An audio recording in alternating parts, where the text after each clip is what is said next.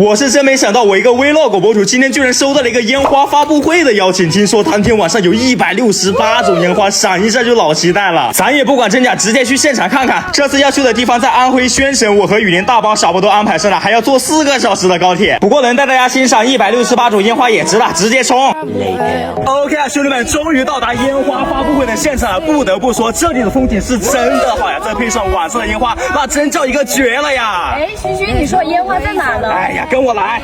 哇塞，徐徐，这也太恐怖了吧！我还是第一次见这么多烟花。说实话，我也是第一次见到这么多烟花，我都不敢想象这么多，晚上放起来会有多震撼、多漂亮。看来这次没白来呀！兄弟们，这次一共有168种烟花，我就不做过多的介绍，好吧？因为我也介绍不过来了。咱们现在直接去问一下发布会啥时候开，我已经忍不了了。走，咱们去问一下这个小姐姐。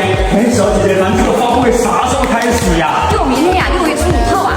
汇聚花火，汇聚欢乐。